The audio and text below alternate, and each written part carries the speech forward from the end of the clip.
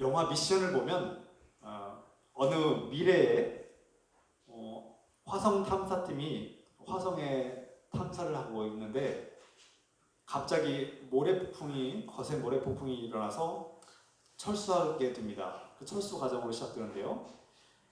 이 철수 과정에서 주인공 마크 와트니는 실종이 됩니다. 갑자기 폭풍에 날려가서 실종이 됐고 죽은 것으로 그렇게 여겨집니다. 모두가 죽었다고 생각했는데 얼마 지나서 나중에 알고 보니까 우연히 이 사람이 살아있다는 것을 알게 됐고 발견하게 됩니다. 나사 우주국을 비롯해서 이 지구의 모든 사람들이 이 우여곡절 끝에 화성에 마크가 생존해 있다는 것을 알고 나서 그를 구원하기 위해서, 그를 구출하기 위해서 엄청난 노력을 하게 됩니다. 그런 내용이에요. 중요한 것은 쉽지 않았습니다. 몇 번의 실패를 맛보고 좌절을 경험했지만 이 지구에 있는 사람들은 그 마크를 구하기 위해서 최선을 다하는 모습이 나타납니다. 또 주인공 마크는 그 절망적인 상황에서도 포기하지 않고 끝까지 소망을 가지고 그렇게 자기가 생존하고 또 살기 위해서 지구로 돌아오기 위해서 최선을 다하는 모습을 보여주고 있습니다.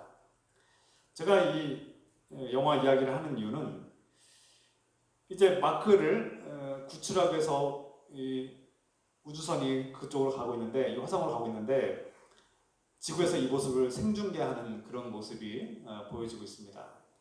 마크가 무사히 구조될 때 극적으로, 정말 어려운 상황에서 극적으로 마크가 구출되는 상황이 펼쳐질 때 정말 마음이 조마조마하더라고요.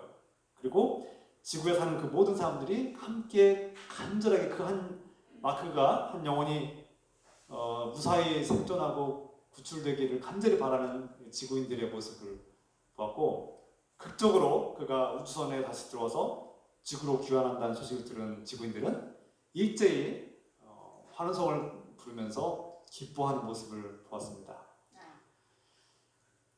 제가 이 영화를 소개하는 이유는 주인공 마크를 구원하는 일이 불가능해 보였지만 그것이 기적적으로 이루어졌다는 것과, 또 더 중요한 것은 그 한 사람이 지구로 귀환하여서 고향으로 돌아오는 모습을 보면서 모두가 다 한 마음으로 기뻐하고 기뻐하는 모습을 제가 보았던 것입니다. 마치 축제의 모습이었습니다. 마찬가지로 하나님께서 이 땅에 있는 한 영혼, 정말 죄인인 한 영혼이 주님께로 돌아와서 구원을 받는 일, 주님의 구원을 받고 하나님 나라의 고향으로 돌아오는 일은 이처럼 기쁘고 또 기쁜 일입니다.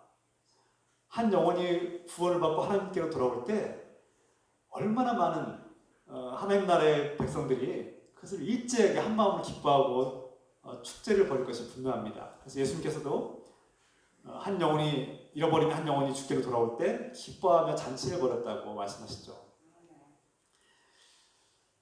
하나님은 한 영혼을 구원하기 위해서 상상할 수 없는 계획과 준비를 하고 계시고 그것을 실행에 옮기고 있습니다. 지금 이 순간에도 말입니다.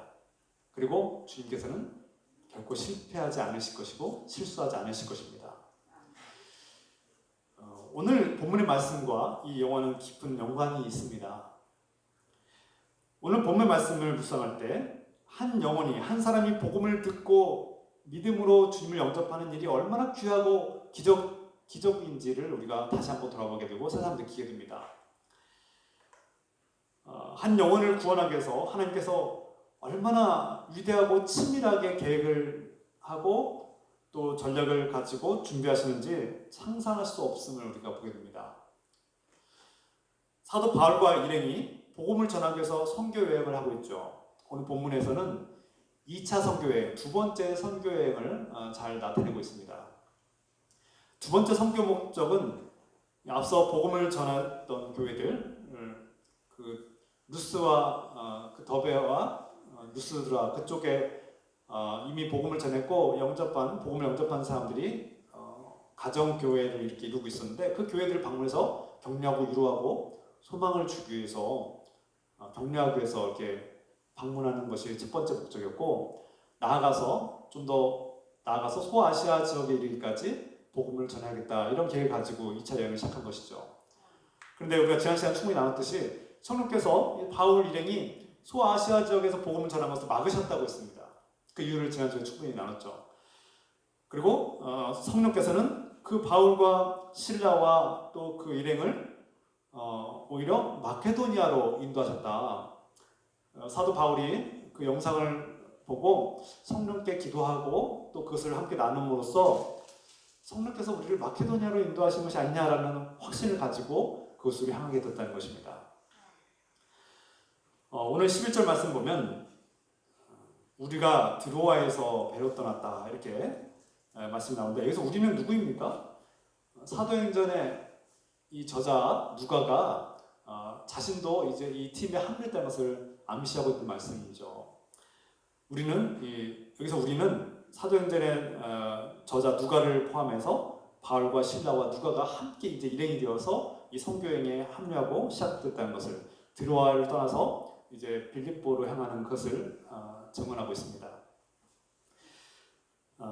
이 바울 일행이 마케도니아 지역에서 가장 먼저 찾아간 도시는 그 마케도니아라는 큰 지방에서 가장 으뜸 가는 도시 빌립보였습니다. 그 빌립보를 향해서 나아갔는데요.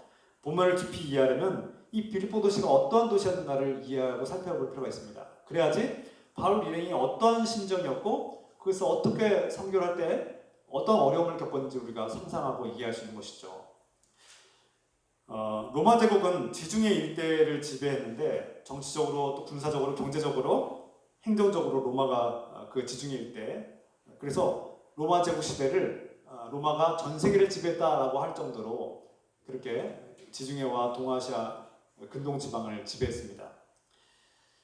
그런데 로마 제국은 정작 문화적으로는 언어와 종교와 문화와 관습, 이러한 측면에선 그리스의 헬레니즘 문화에 영향을 받았습니다. 그래서 우리가 정치적인 지배와 경제적인 군사적인 지배도 중요하고 영향을 받지만 그보다 더 실제적으로 영향을 받고 지배를 받는 것은 문화입니다. 문화. 우리가 일제시대를 경험한 한국 사람들로서, 한국 사람들은 일제시대 때 정치적인 주권을 뺏기고 어떤 행정과 군사적인 또 경제적인 것들을 수탈당하고 고통을 겪었는데, 가장 끔찍하고 고통스러웠던 그 억압 중에 한 가지는 바로 문화의 억압이었다고 할 수 있습니다. 그래서 일제가 우리 한국 사람들의 이 정신을 바꾸기 위해서 언어를 빼앗고 이름을 개명시키고 6.25 전통 문화를 다 제거시키기 위해서 상투를 자르고 의복을 바꾸고 했던 행위들이 다 문화를 바꾸고 우리 정신을 개조하려고 했던 그런 시도들이었던 것이죠. 그래서 백범 김구 선생님은 그의 기록에서 우리나라가 진정으로 발전하려면 정치적으로도 또 군사적으로도 경제적으로도 어느 정도 발전하고 부흥했으면 좋겠다라고 했습니다. 정치적으로도 안정을 겪고 또 경제적으로도 먹고 살 만한 나라가 되면 좋고 또 군사적으로도 외침을 당하지 않도록 자기 스스로 국방을 지킬 수 있는 힘이 있어야겠다. 그러나 더 중요한 것은 우리나라가 너무나 정치적으로 강해서 독재가 생기지 않기를 바랬고, 너무나 또 군사적으로 강해서 다른 나라를 침략하는 나라가 되지 않기를 바랬고, 또 경제적으로 너무나 부유해서 교만하고 그런 나라가 되지 않기를 바랬다고 했습니다. 반면 김구 선생님은 강력하게 소망한 것이 있었습니다. 바로 우리 대한민국이 문화 강국이 되는 것. 그래서 전 세계를 문화로, 한국의 문화가 전 세계에 퍼지고 전 세계에 정말 존중받고 인정받고 많은 사람들에게 그렇게 영향력을 끼치는 문화의 강국이 되었으면 좋겠다라는 그런 소망이 있다고 한 글을 제가 읽었습니다. 오늘 8.15 기념주일, 평화통일주의를 맞이해서 제가 이 말씀 잠깐 드렸는데, 중요한 것은 무엇입니까? 그만큼 문화가 중요하다는 것입니다. 문화는 사람들의 정신과 마음속에 영향력을 끼치기 때문에 그만큼 실제적인 지배력을 가지고 있다고 할 수 있는 것이죠. 그래서 지중해 일대를 로마가 정치적으로, 군사적으로, 경제적으로 지배했지만 헬레니즘, 이 그리스 문화가 이 지중해를 지배하고 있기 때문에 이 헬레니즘이라는 문화를 이해할 필요가 있습니다. 마케도니아에서 이 빌립보라는 도시는 제2의 로마로 불릴 만큼 발전한 도시입니다. 많은 로마인들이 그곳에 이주해서 살고 있었고 로마의 정치 행정이 크게 작용하는 곳이었습니다. 그런데 무엇보다 중요한 것은 아까 말씀드린 이 헬레니즘이라는 이 그리스 문화가 가장 강력하게 전파되고 자리 잡았던 문화의 핵심지였다는 것입니다. 하나님은 이 로마 제국이 지배하는 이 헬레니즘 문화 속에서 이 헬레니즘의 가장 핵심되고 왕성하게 활동하고 있는 이 마케도냐 빌립보 도시로 이 바울과 그의 일행을 보내신 것이죠. 여기에 하나님의 뜻이 있다고 하셨습니다.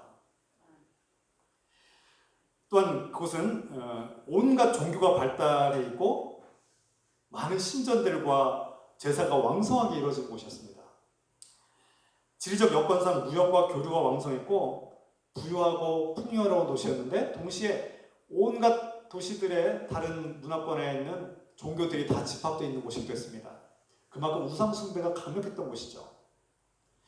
세속적으로 평가할 때는 그 도시가 발달한 도시, 부유한 도시, 무역의 중심지, 교통의 중심지였지만 그것은 우상 숭배 중심지였다라고 하시는 것이죠. 로버트 레이몬드가 쓴 책에 바울의 생애와 신학을 보면 이 마케도니아 지방이 특히 빌립보에는 아테네 신, 주피터와 마르스의 신, 또 로마 황제 숭배, 이집트의 이시스 신, 세라피스의 신, 또 히포크라테스를 섬기는 이런 다양한 신들을 섬기는 것들이 신전마다 다 자리 잡고 있었고 사람들은 이런 수많은 셀 수 없는 많은 신들을 섬기고 있었다는 것입니다. 우상이 넘쳐났고 그들은 다른 민족보다 뛰어나다는 우월감과 교만함이 있었고 또 경제적인 착취와 풍요 속에서 탐욕과 허영이 가득했고 또 성적으로 음란하고 타락한 문화를 우리가 발견하게 됩니다. 한마디로 이곳은 하나님이 없는 곳, 하나님을 거부하는 곳, 하나님과 전혀 상관없이 지내는 도시였다고 할 수 있죠. 동시에 이것은 역설적으로 그곳이야말로 하나님이 가장 필요한 곳이라고 할 수 있습니다. 하나님의 복음이 가장 필요한 곳이 바로 마케도니아 빌립보였다는 것이죠. 그래서 하나님은 마케도니아에 복음을 전하기를 원하셨고 그곳에 이 바울 일행을 파송하신 것으로 우리가 볼 수 있습니다. 이 영적 황무지와 같은 이 빌립보 도시에 바울 일행이 도착했고 며칠이 지났습니다. 그런데 이 며칠 동안 이 바울 일행은 할 수 있는 것이 없었습니다. 그 영적 황무지에서 복음을 받아들인 사람들이 없었다는 거죠. 안식일이 되었는데 이 빌립보 도시 안에는 예배를 드릴 수 있는 교회가 없었다는 거예요. 오늘날 표현으로 말하면 기도처소가 없었다는 것은 오늘날 우리가 예배 드릴 교회가 없었다 이런 표현입니다. 주일이 되었는데 아무리 찾아봐도 예배 드릴 수 있는 교회가 없었다는 거예요. 그래서 안식일이 되자 빌립보 성 안에 기도처소를 찾았지만 없어서 방황하다가 결국 한적한 곳을 찾다가 성 밖으로 나가게 되고 어떤 강가에 머물게 돼서 그곳에서 기도하게 됐다는 말씀입니다. 성문 밖으로 나간 이 바울 일행은 그곳에 성문 밖에 있는 빌립보 도시의 외곽에 있는 갱자이트 강가에 어떤 한적한 곳에 자리를 잡았는데 그곳에 유대교를 믿는 하나님을 믿고 유대교를 믿고 개종한 몇몇 여인들이 그곳에 모였다는 것입니다. 이 유대교를 믿는 사람들은 안식일을 지키기 때문에 자기들만의 소모임을 가진 것이죠. 그런데 그것은 회당은 아니었습니다. 유대교 전통에 따라서 이제 기도하고 예배를 드리는데 이제 바울이 설교 요청을 받은 것 같습니다. 설교 요청을 받은 바울이 그것서 하나님 말씀과 복음을 전한 것이죠. 일종의 우리가 오늘날 표현으로 말하면 예배가 이루어진 것입니다. 소규모의 작은 예배가 이루어졌는데 여자들만 모였다는 거예요. 사도 바울과 이제 실라와 누가와 이제 여자들이 함께 예배를 드렸다. 그 이스라엘 밖에서 이방 땅에서 우상을 섬기는 빌립보 도시에서 하나님을 경외하는 사람들이 이렇게 모여서 유대교 전통을 따라서 이렇게 예배를 드리는 것은 참 아름답고 기쁜 일이었을 것입니다. 그러나 정작 이 함께 기도하고 말씀을 듣고 예배를 드린 그 여인들이 복음을 듣고도 사도 바울이 분명히 복음을 전했을 것이 분명한데 그 말씀 속에 예수 그리스도가 선포되었을 텐데 그들이 예수 그리스도를 받아들였다는 말씀이 없어요. 오늘 말씀의 본문에서 유일하게 한 사람만이 이 복음을 받아들였다 이렇게 증언하고 있죠. 그 한 사람은 바로 우리가 알고 있는 루디아입니다. 성경은 그 여인이 복음을 받아들인 것은 하나님께서 그 마음을 여셨기 때문이다. 오늘 14절 말씀 같이 읽겠습니다. 본문 14절. 두아디라시아에 있는 자색 옷감 장사로서 하나님을 섬기는 루디아라 하는 한 여자가 말을 듣고 있을 때 주께서 그 마음을 열어 바울의 말을 따르게 하시니라. 여러 명의 여자들이 있었는데 사도 바울의 말씀을 진정으로 믿음으로 받아들인 여자는 오직 한 사람 루디아뿐이었다. 그런데 사도 바울이 어떤 뛰어난 능력으로 그렇게 한 것이 아니라 주님께서 그 여인의 마음을 여셨기 때문이다 이렇게 말씀하고 있어요. 주님께서 그 여자의 마음을 여셨다. 이 두아디라 출신 자색옷감 장수 루디아가 곧 그의 집안 사람들과 함께 예수 그리스도를 영접하고 세례를 받았다. 이 말씀으로 이제 오늘 본문의 단락이 끝납니다. 여기서 이 말씀 중에서 우리가 깨달을 중요한 점이 있습니다. 우선 첫 번째는 하나님께서 한 영혼을 구원하기 위해서 얼마나 치밀한 계획을 짜고 또 전략을 세우고 준비하시는지 그것을 또 어떻게 성취하시는지 우리가 지금 목격하고 있다는 겁니다. 우상 숭배가 가득한 땅, 헬레니즘의 철학과 우월함과 교만과 허용이 가득하고 탐욕과 음란함이 가득했던 그 도시, 그런 영적 황무지에서 이 루디아라는 한 여인이 예수 그리스도를 영접하고 하나님을 경외하고 복음을 영접한 일은 그야말로 기적이었습니다. 말 그대로 기적이죠. 물론 루디아가 이미 하나님을 경외하고 있었다는 것은 중요한 일입니다. 우리가 이따가 다시 한번 나누겠는데 이미 하나님을 경외하고 있었다는 것은 매우 중요한 일인데 그가 복음을 듣고 왜 다른 여인들은 왜 여러 여인들이 다 복음을 들었는데 왜 유일하게 루디아만 복음을 영접했는가? 우리가 여기에 의문을 가지고 또 초점을 두게 됩니다. 복음을 전할 때 사람들이 회심하는 일은 주님께서 주권으로 강권하고 또 개입하셔서 마음을 여셔야만 된다는 사실을 우리가 알게 됩니다. 주님께서 우리를 택하시고 부르지 않으시면 복음을 들어도 받아들일 수 없다는 거예요. 우리가 누구나 다 복음을 듣고 예수 그리스도가 누구인지를 듣지만 주님께서 그 마음을 열지 않으시면 그 복음을 받아들일 수 없다는 것을 깨닫게 됩니다. 하나님께서 루디아를 택하셨고 그 여인을 사랑하시고 그 마음을 여심으로 사도 바울이 전한 복음이 그 여인의 마음에 들어가게 됐다는 겁니다.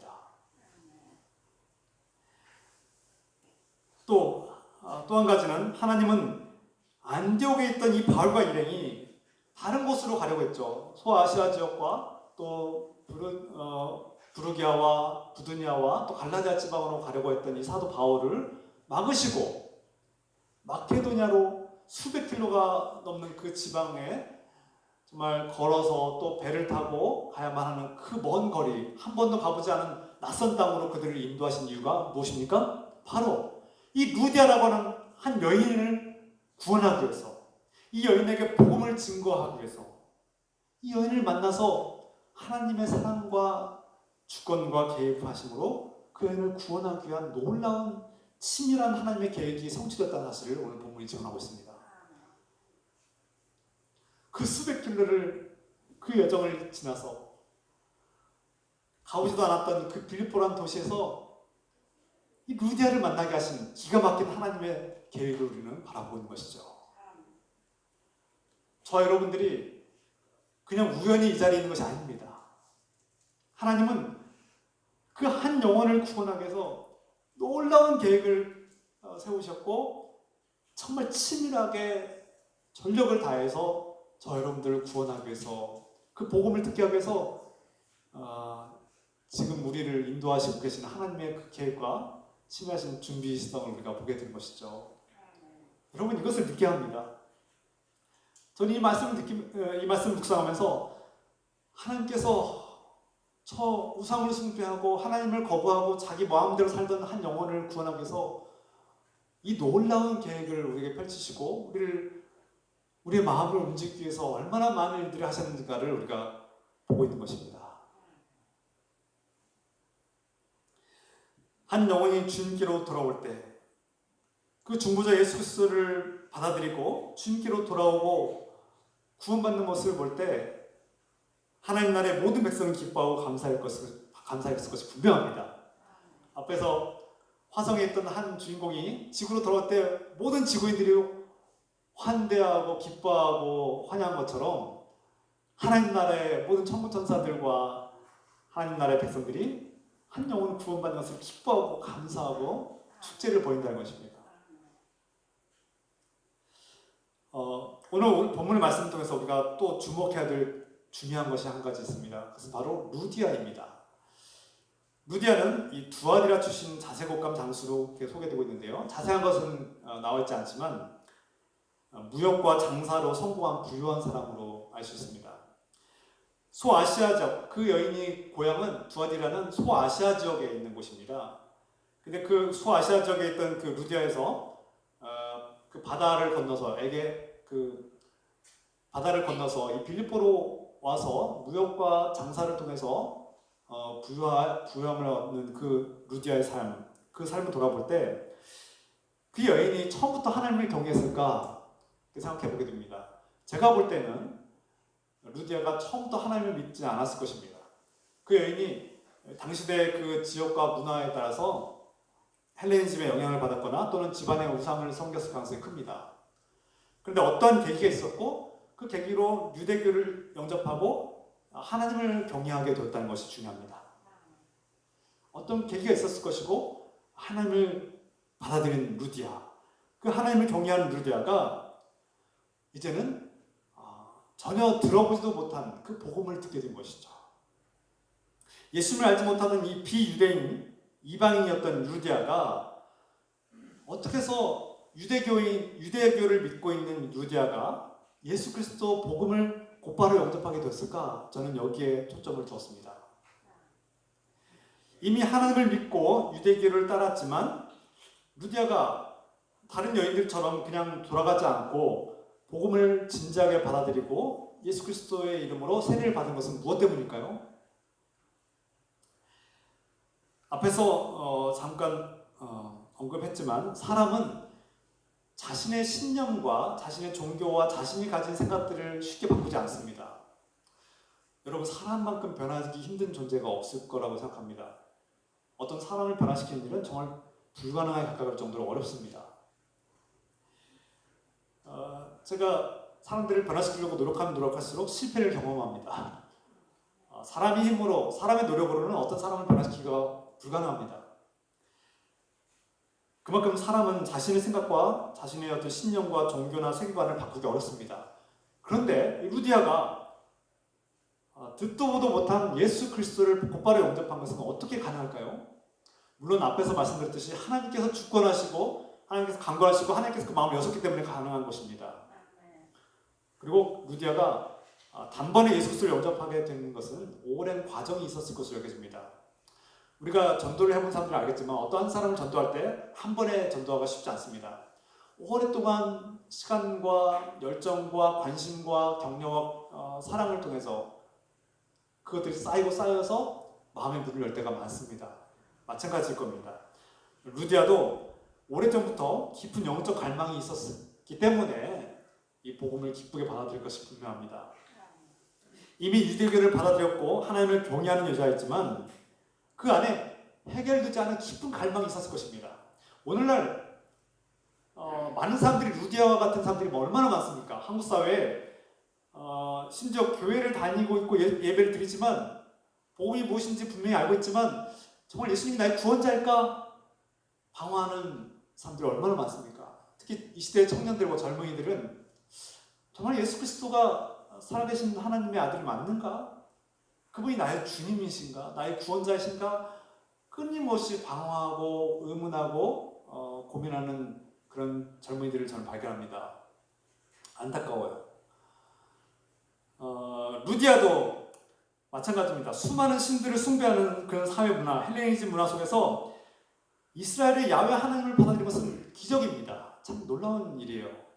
그런데 더 놀라운 일은 유일하신 하나님을 믿었던 그가, 유대교를 믿었던 그 여인이 왜 복음을 받아들였을까? 저는 여기에 초점을 두고 있다고 했습니다.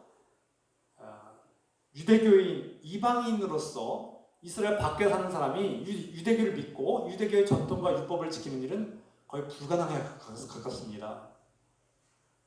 이스라엘 밖에서 헬레니즘 문화 한복판에서 이 빌립보라는 도시에서 자신의 힘과 노력으로 이 유대교의 율법을 지키는 일은 감당할 수 없는 일이었을 것입니다.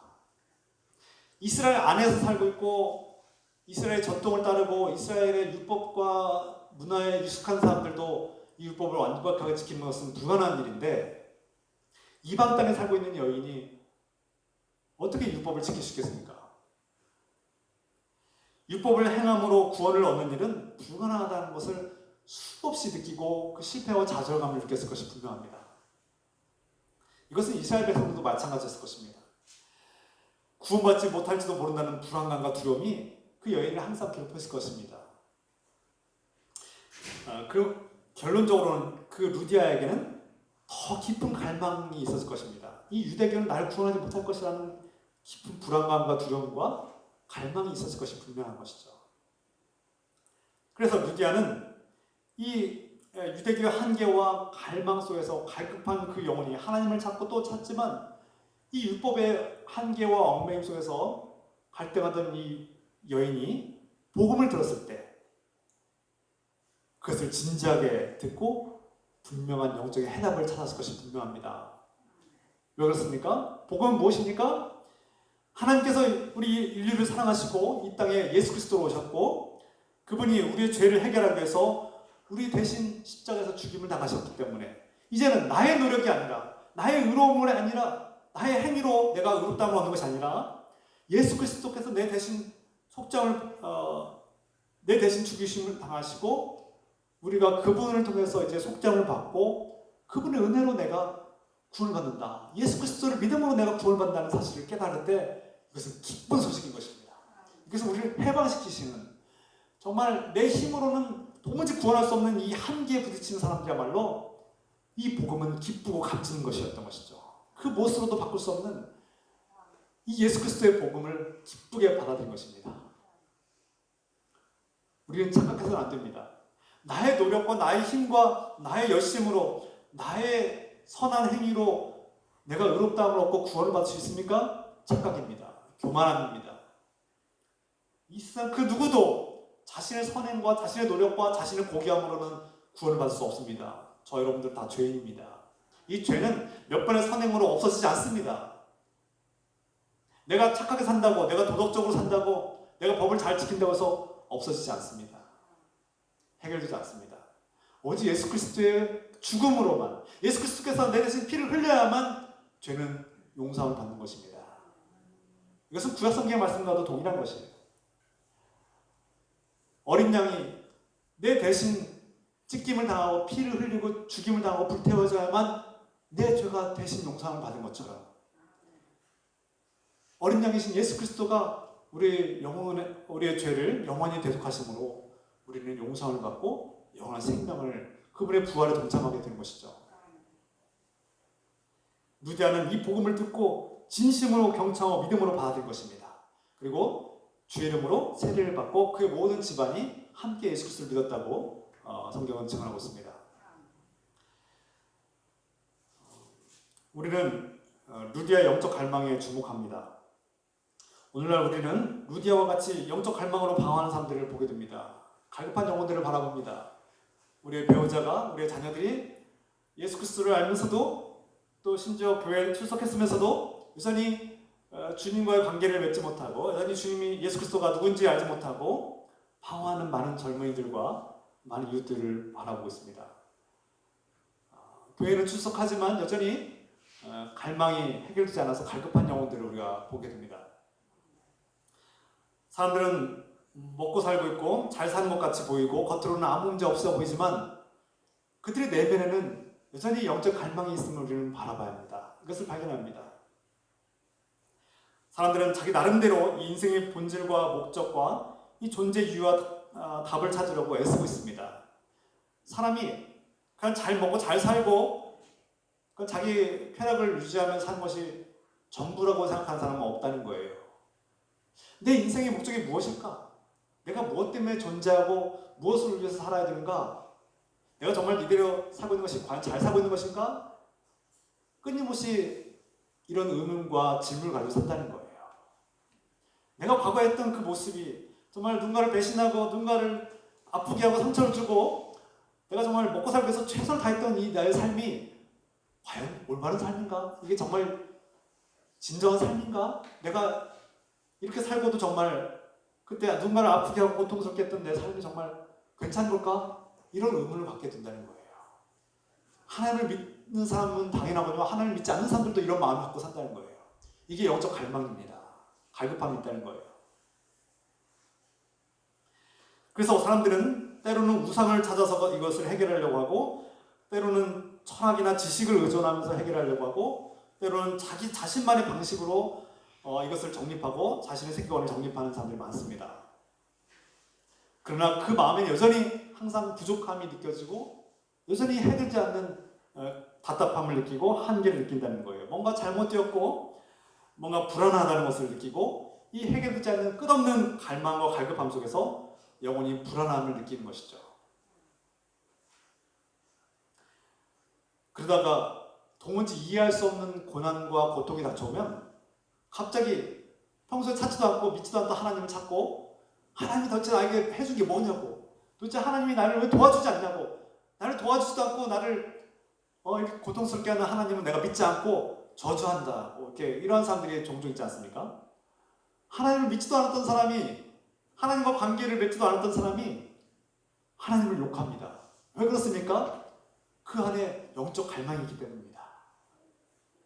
그 깊은 내면의 심연 속에는 그 영혼 안에 하나님이 있다는 걸 아는 거예요. 그리고 자신들이 죄를 지었을 때 두려워하고 문제가 생겼을 때 하나님을 원망한다는 것은 하나님이 있다는 걸 아는 거예요. 왜 그렇습니까? 우리가 창조될 때 하나님의 형상을 본받아 창조됐기 때문에 하나님이 누구신지를 안다는 거예요. 그리고 인간이 그냥 잘 먹고 잘 사는 게 끝이 아니라 인생의 목적과 존재 이유가 있다는 것을, 인생의 본질이 있다는 것을 알기 때문에 그렇습니다.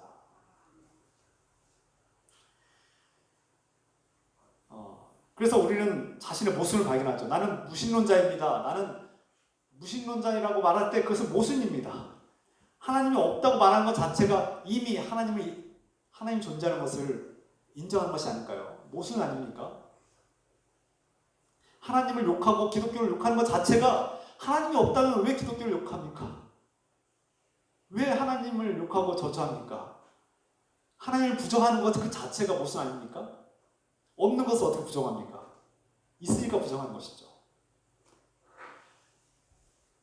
결국 자신의 힘과 노력으로는 자기 스스로의 문제를 해결할 수 없고 구원할 수 없다는 사실을 깨닫고 갈급한 영혼들이 이 세상에 많다는 거예요.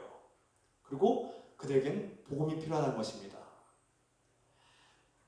모든 사람은 영적인 갈망이 있습니다. 변함없는 진실한 사랑을 갈망합니다. 정말 배신하지 않는 초월적인 사랑을 우리는 갈망하죠. 영원한 변함없는 사랑. 또 죽음을 이기는 영원한 생명을 갈망합니다. 죽으면 끝이라면 우리가 왜 이렇게 고통스럽게 참고 인내해야 합니까? 마음대로 쾌락을 누리며 자기 원하는 대로 살아야 되는데 왜 그렇게 살지 않고 우리는 선하게 살려고 노력합니까? 거기에도 이유가 있다는 거예요. 우리 인간은 죽음을 이기는 영원한 생명을 갈망하기 때문에 죽음을 두려워합니다. 죽음을 두려워하지 않는 사람이 아무도 없어요. 죽음을 두려워한다는 것은 곧 영원한 생명을 갈망한다는 것을 의미합니다. 또 고통과 절망을 이기는 희망을 갈망합니다. 또 이 세상의 수많은 불의를 바라보면서 완전한 정의, 누군가가 그 불의를 심판하고 악한 자들을 심판하고 완전한 정의를 이루고 진정한 승리를 우리에게 주실 것을, 진정한 심판과 정의를 이루어 주실 것을 기대합니다. 인생의 의미와 목적과 본질이 무엇인가를 찾고자 갈망하죠. 그래서 우리에게는 곧 하나님이 필요합니다. 우리에겐 예수 그리스도가 필요합니다. 모든 사람에겐 복음이 필요합니다. 이것을 위해서 하나님은 이 땅에 오셨습니다. 예수님으로 오셨고 이 변함없는 사랑 때문에 이 땅에 오셨고 그 영원하고 강렬한 사랑 때문에 우리 대신 십자가를 짊어지시고 죽으셨으며 그 죽음을 이기고 영원한 생명의 부활의 주님으로 이 땅에 오신 것입니다. 이 모든 것이 예수 그리스도 안에서 이루어졌고 예수 그리스도 안에서 인생의 목적과 본질을 찾게 된 것입니다. 예수 그리스도가 우리의 강력한 갈급함과 소망을 간망을 채워주시고 이루어주시고 성취하신 것입니다. 이보다 더 훌륭한 인생의 해답을 찾을 수 있겠습니까? 어디서 이러한 인생의 해답을 찾을 수 있겠습니까? 모든 종교들은 다 자기가 성찰하고 공부하고 노력하고 인내하고 참고 그래야만 어떤 것을 성취할 수 있다고 가르칩니다. 그러나 우리 기독교는 다릅니다. 예수 그리스도 안에서 이 모든 것이 하나님의 은혜로 이루어진 것입니다. 우리 모두에게 이러한 하나님, 이러한 중보자 예수 그리스도가 필요합니다. 그러므로 여러분들이 알고 있는 갈급한 영혼들을 바라보면서 그 영혼들이 진정으로 갈망하고 갈급해하면서 방황하고 있는 것을 볼 때 우리가 용기를 가지고 지혜를 가지고 그들에게 복음을 증거할 수 있는 증인들로 살아가시기 부탁드립니다. 오늘날 마케도니아와 같이 영적인 황무지에 사는 사람들을 바라봅니다. 그리고 심지어 하나님을 경외하고 있고 하나님을 믿고 있지만 복음을 알지 못하는 사람들, 예수 그리스도가 누구인지 알지 못하고 방황하는 사람들을 우리가 바라보기로 합니다. 주목하기로 합니다.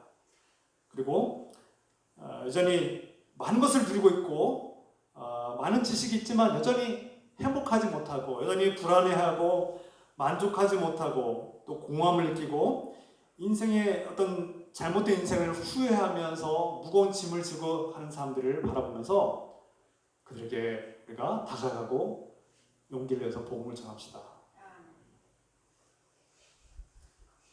복음을 거부하는 사람들이 있습니다. 그러나 그들에게 실망하지 말고 오히려 그들이 무엇 때문에 복음을 거부하는지 그 두려움과 불안함을 우리가 잘 파악하고 인내하고 관대한 마음을 가지고 그들에게 다가가며 그들의 비판적인 질문들을 경청해 주시는 그런 사람이 됩시다. 누군가 기독교를 비판하고 성경에 또 예수 그리스도를 거부하고 비판할 때 그것을 너무 무시하지 말고 그가 그렇게 될 수밖에 없었던 사연들과 그런 마음들을 우리가 이해하고 우리가 너그러운 마음으로 다가갑시다. 무엇보다 한 영혼을 만나서 복음을 전하게 하기 위해서 그 수백 킬로를 이동하게 하시고 그 낯선 땅, 우상의 땅, 마케도니아 빌립보 도시로 바울 일행을 인도하신 하나님의 뜻을 우리가 깨닫고 그 복음을 전하고 한 영혼을 구원하기 위해서 치밀하게 계획을 펼치시는 하나님의 뜻을 우리가 발견하고 함께 기뻐하며 동참합시다. 우리의 힘과 지식과 노력이 아니라 주님께서 그 영혼의 마음을 여시고 움직여 주시길 기도하면서 복음을 증거합시다. 내 힘과 지식으로 저 영혼을 변화시키려고 하면 실패할 수밖에 없습니다. 그러나 성령의 능력으로 주님께서 함께 하시면 우리가 할 수 없는 그 불가능한 일을 해낼 수 있을 것입니다. 한 사람이 예수 그리스도를 믿음으로 받아들이고 거듭나며 새로운 사람이 새로운 피조물이 되는 일이야말로 이 세상이 변화되는 가장 희망찬 일이고 가장 위대한 변화임을 우리가 깨닫고 이 위대한 사역에 함께 동참해 주시기를 우리 주 예수 그리스도의 이름으로 축원합니다. 기도합시다. 우리 함께 이 말씀을 붙들고